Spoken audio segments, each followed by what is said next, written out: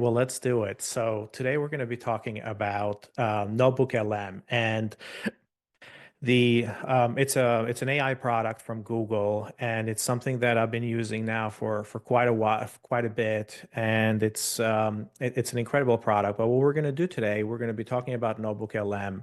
But before we do that, for those of you who don't know me, I'm Ardis Kadiu. I'm the founder and CEO here at Element, and host of the Generation AI show on the Enrollify network and here at Element. So if you want to know a lot about this tooling and a lot about AI, try to follow that podcast. Myself and JC, we gave the keynote yesterday. We talk a lot about this content in there. So transitioning to NotebookLM, it's become pretty fast. It's become one of my favorite tools, even from last year to this year. And NotebookLM, for those of you who don't know, I would say really was the first product, or was the first agentic product in the market last year that was a really great implementation. And I would say one of the best products, AI products in the market last year. This is 2024. So what it is, it's actually an AI-powered search and content assistant from Google. It works with your documents and doesn't have access to the open web. So essentially, think about it as a place where you can dump all of your content and all your materials or all your different sources and start kind of collaborating with that via AI. So one of the things that it does, summarize and synthesizes content. It creates structured responses from those documents. It generates insights, and of course, you can repurpose information as part of it. And why this is important is that really, the three use cases that we're going to use today focus like around marketing use cases. So it really reduces that workload on marketing teams as they have to do research and they have to pull stuff from material that are all over the place. You can use it for student support use cases, which you can provide fast, accurate responses based on source material as well. And then the last but not least, it turns very data-heavy reports into really actionable insights. And we're going to take a look on a whole bunch of those, but these are the three specific use cases that we're going to talk and we're going to focus on today. And we're going to, try to go through it and do some of this live.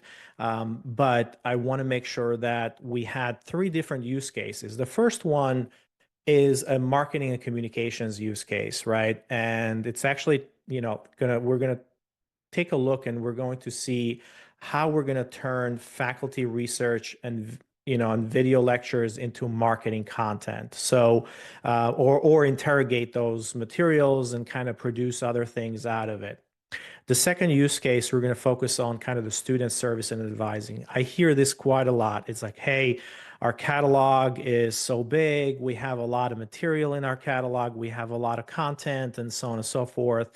It's like, how do you use that material to automate this course catalog advising approach where you need answers, but rather than going and looking or searching on your website, which might not have the best search, and looking at content, how do you how do you put all that material into one place and then get that component or get the material out of it?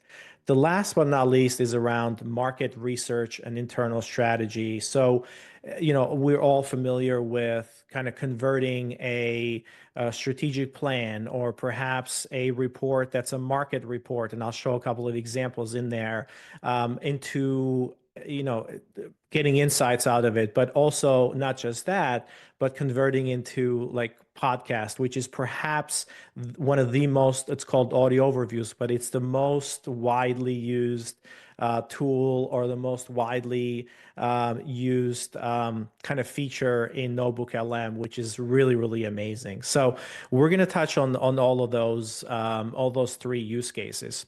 But before we move on, before we go on, I want to showcase or at least kind of call out. So NotebookLM, you can go to Google and just search for it, but it's notebooklm.google. This is the marketing website. So once you go to the marketing website, there's two different versions of this. There is the pro version, and then there is the regular version.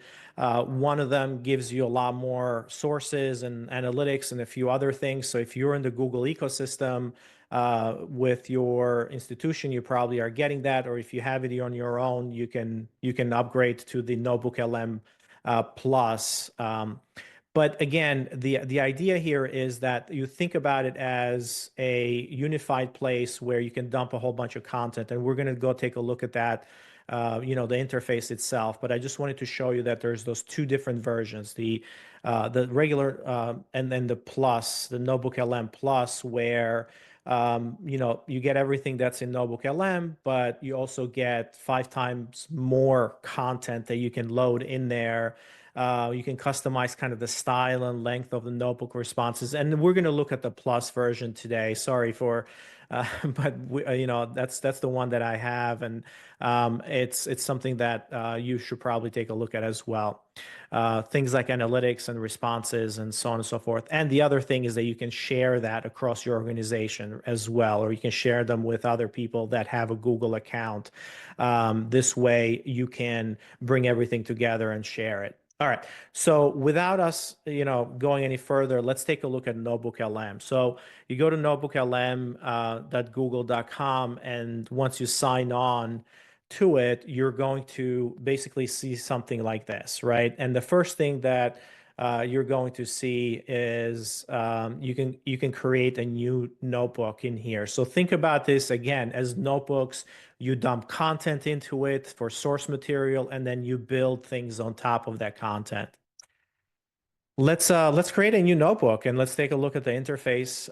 So one of the things that NotebookLM has available for us here is the ability to add sources. This is probably the most, the area where you're going to spend a lot of time in. But then the middle section is kind of around chat, and then the studio.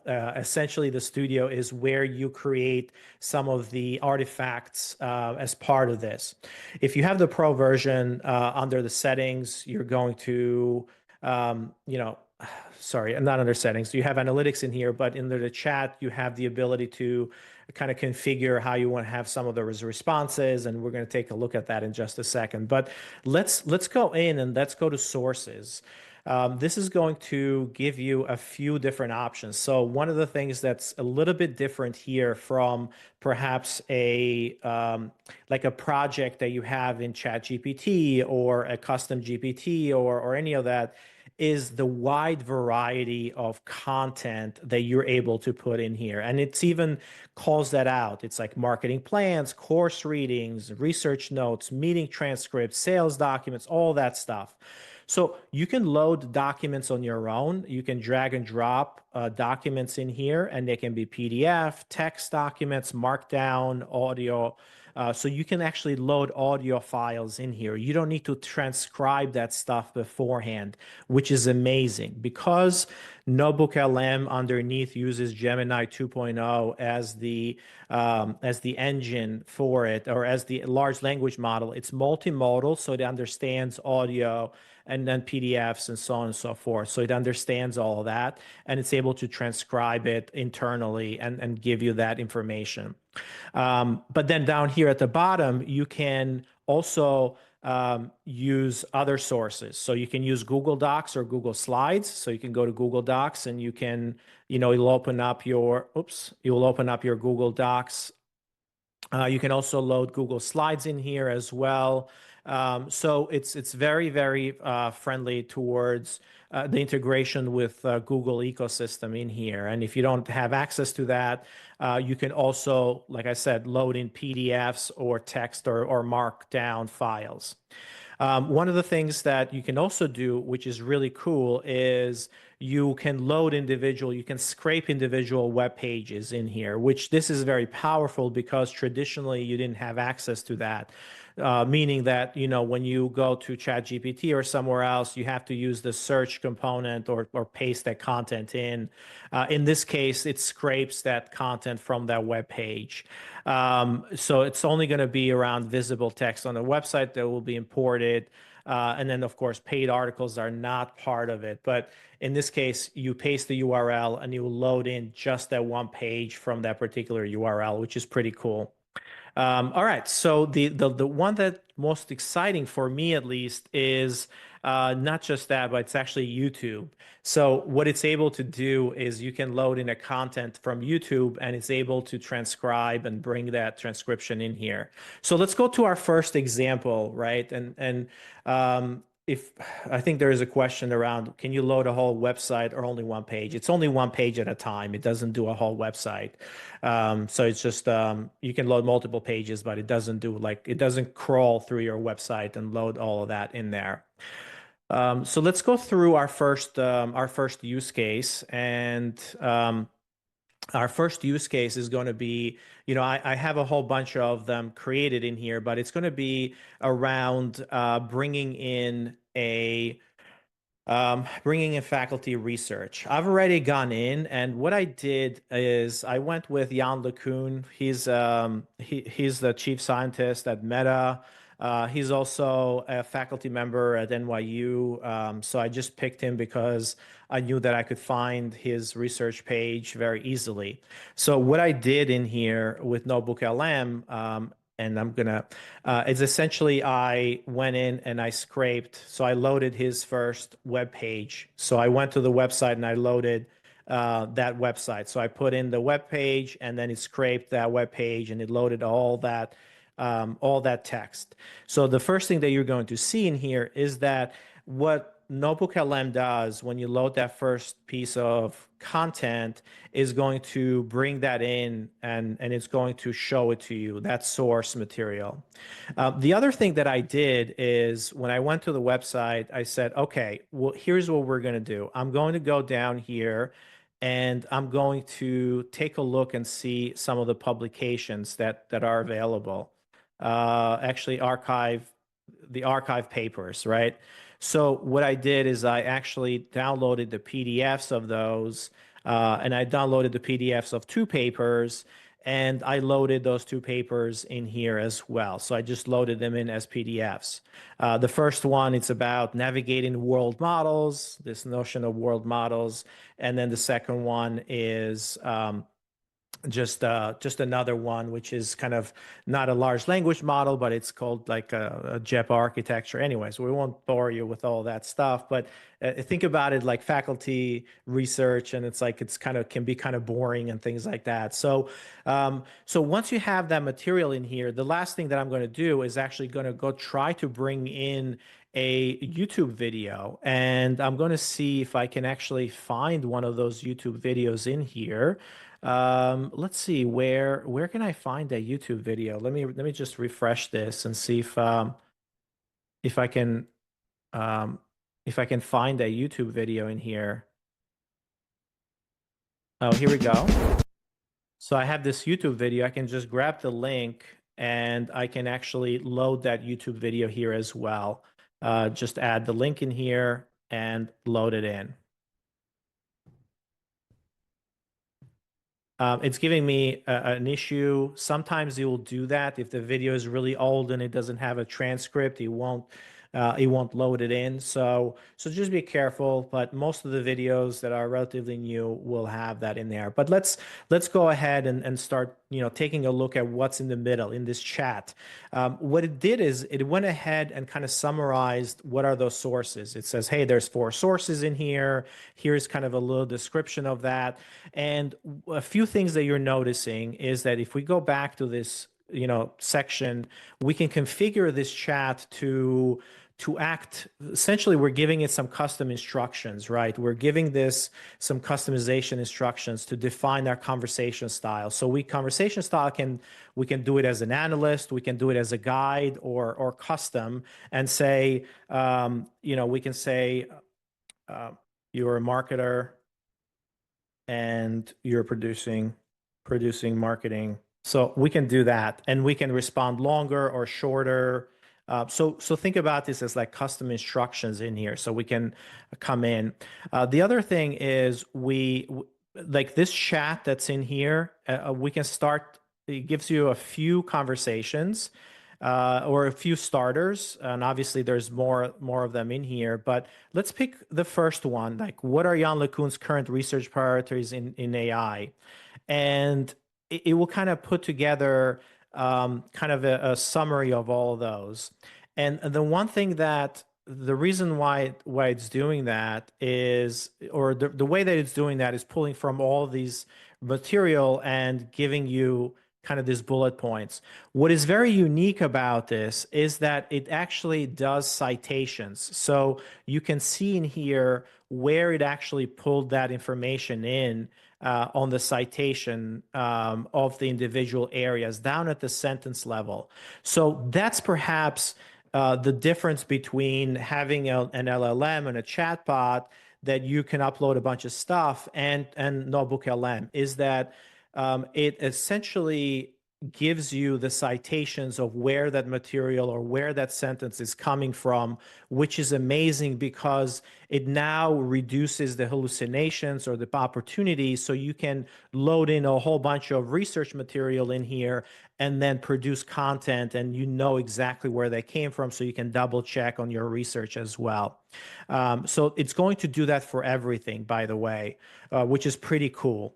And that's perhaps one of the biggest and most important things. So it produced this content in here. Now we can go ahead and start having that conversation. Like, can you create a short website blurb? So we can go ahead and kind of create that content that's going to go through it, obviously. So in this case, it did that automatically for us. And of course, it gives us the citations, so you can see the citations everywhere. But what I can do then is I can save this to a note. So if I want to save this for later, I can save it to a note. The difference or the thing is that once this chat goes away, you can refresh it and you don't see a history of your chats. So you have to save relevant information or content to your notes for later use. And if you want to save them for later, like it has to be saved to notes. So it's exactly the same way that you're going back and forth around research. You're pulling that stuff together and you can save it. But once I refresh this is not saved. This conversation is not saved. So I can refresh it or I can refresh the whole thing. And then you can see that nothing is that's brand new chat in here, but I still have my notes that I created before.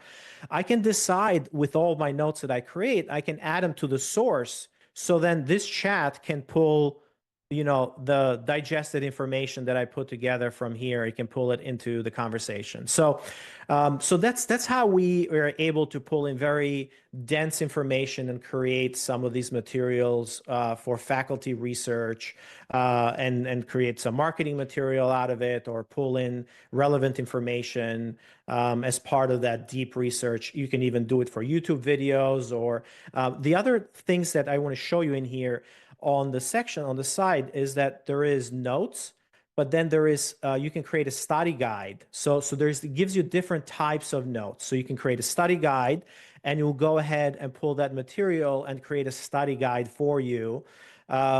You can create an FAQ. So we're going to create that. So frequently asked questions. So let's say that you have a new policy out and you want to create an FAQ around it. A briefing doc. This is something if you have a lot of research and you want to create a briefing doc for a meeting or something like that, you can do that. And there's a timeline as well. So each one of these are separate, separate types of artifacts that you can create out of this. And you can see in here, this is that study guide that he created. with questions, and there's a quiz in there, and quiz and answer keys, and glossary of terms. So it's really, really cool if you're learning something new, or you want your team to learn something new. So we'll move on because we don't have a lot of time, but we're going to move on from this one. The next one I was going to show you is how do you take an institution's kind of uh, material or catalog. And in this case, it was the Wake Tech PDF catalog that I loaded in here. And how do you use it for advising, for example? And this is a really, really interesting use case where you can take that material and you can load it in, as I loaded in as a PDF, and I found it on the website, and it's very, very long, by the way. And now as an advisor, I can come in and say, what are the ways you can get a finance degree, right? So that could be a question. I mean, I don't know. I'm not an advisor, but it pulled in all that information from the catalog, and it's also referencing where it pulled that information from. So you can see the classes in here. Sorry, you can see the different programs and where that's coming from. So there is, again, the sources. Several related finance courses and programs are available. So here you go. You can continue that conversation through, what are some prereqs for the, let's pull this course in here.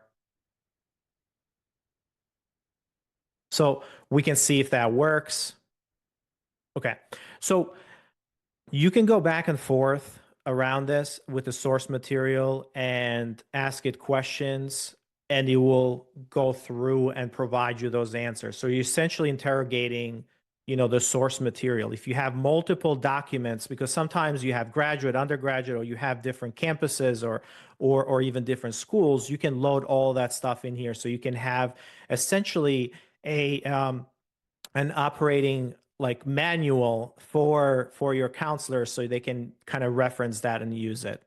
All right, we're going to go to the next one, which is perhaps one of my favorites, which is how do we take a strategic plan and actually create some insights out of it? So in this case, I use two things. I use the strategic plan from CBCC, which is the one of our partners as well. And then I used one from Foresight Tech.